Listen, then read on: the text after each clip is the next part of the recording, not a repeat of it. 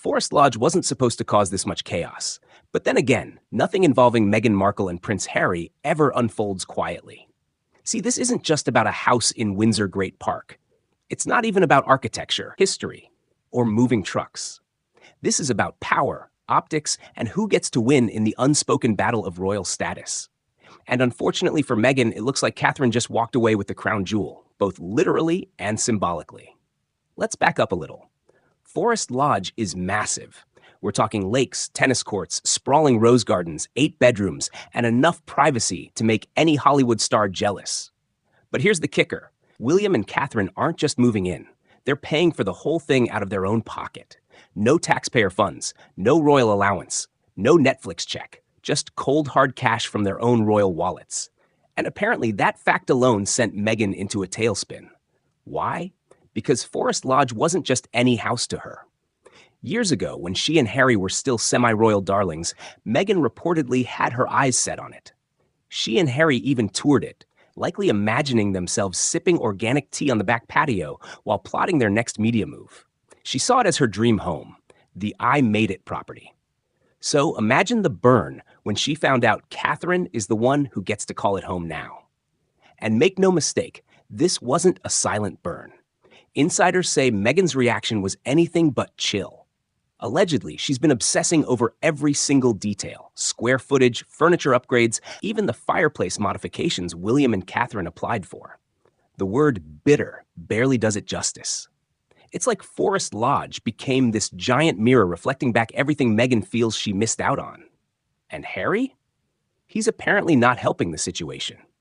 According to sources, he's taking on the role of professional complainer, walking around Montecito, muttering things like, "It should have been us, and they always get everything." He's reportedly keeping a mental scorecard of who's winning what. Katerine gets a mansion. Meghan gets Instagram pasta videos. William gets public admiration. Harry gets, well, another Netflix project no one asked for. What makes this even more brutal is the contrast. Katerine isn't flaunting anything. No interviews, no passive-aggressive podcast episodes, no woe-is-me documentaries. She's just doing what royals are actually supposed to do. Quietly living, gracefully renovating, and not making a fuss, which, in royal terms, is basically a mic drop. But Meghan, allegedly, she's not letting this go. Sources say she's been brainstorming new content ideas that somehow loop back to Forest Lodge. Think titles like The Royal Home That Got Away, or How I Almost Became the Queen of Windsor. She's allegedly pitching Netflix miniseries ideas based on real estate heartbreaks. It's like the house has become her white whale. Meanwhile, William and Katerine are moving in without the PR circus. No headlines about tantrums, no behind-the-scenes drama leaks, just quiet elegance and a fresh coat of paint. And the public? They love it. Katherine's approval ratings are soaring, while Meghan's TikTok fandom is busy arguing with royal historians in comment sections. It's a vibe, and not the one Meghan was aiming for. What really stings, though, is that this wasn't even a direct battle. Katerine didn't steal anything. She didn't throw shade. She just made a move that perfectly aligns with everything Meghan's been chasing. Status, elegance, and a narrative the public eats up. And that, more than anything else, is driving the alleged meltdown. Forest Lodge isn't just bricks and ivy. It's a statement, a quiet, sprawling flex by the Wales family that's reportedly become Meghan's worst nightmare. According to insiders, the moment photos of the estate surfaced, Meghan started spiraling.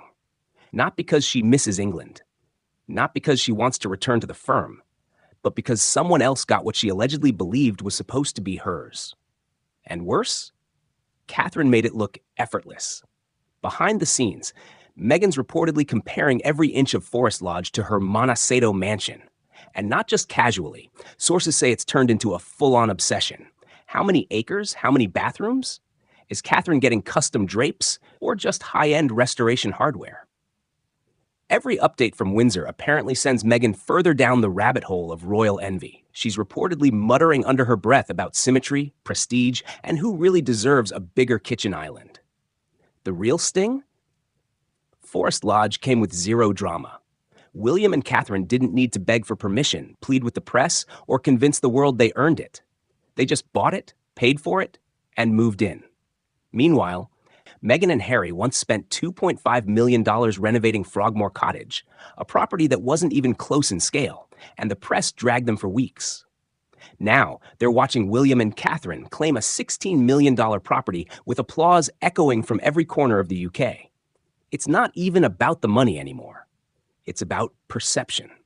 Meghan reportedly can't stomach the fact that Katerine is being celebrated for the exact kind of lifestyle move she once tried to make. Forest Lodge is being hailed as tasteful, classic, and quietly regal. Mona Chado, on the other hand, has become more of a punchline than a palace, especially now that Netflix hasn't exactly turned it into a blockbuster backdrop. And then there's Harry. If Meghan is the fire, he's the smoke alarm going off nonstop. He's allegedly sulking in private, frustrated with the headlines, and constantly revisiting the what-ifs. What if they had stayed? What if they'd played the game better? What if they had waited just a little longer before pulling the plug? Sources close to the couple say he brings up Forest Lodge more than Meghan does, always with the same energy, resentment dressed up as reflection. But here's where things get strange. Meghan's reportedly turning that resentment into storyboards. Allegedly, she's brainstorming Netflix pitches centered around real estate rivalry. One idea, a documentary series about homes that define history, conveniently kicking off with the Sussex's own housing journey. Another involves a tongue-in-cheek comparison of palaces versus mansions. It's not satire. It's an attempt to flip the narrative, to make Meghan the voice of modern royalty while simultaneously shading the traditional path. People close to Katerine, though, say she isn't paying attention. She's busy renovating, organizing, and picking out wallpaper. Zero tweets, no strategic leaks, just quiet grace and new curtains. And somehow that silence has been louder than any interview Meghan's ever done. Allegedly, that contrast is what's driving Meghan up the wall. Katerine's not trying to compete. She's not flexing. She's not even responding.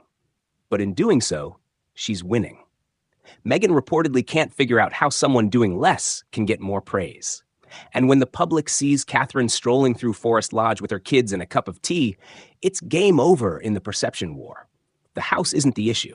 It's what it represents: peace, stability, and a graceful glow-up that didn't require a single dramatic headline.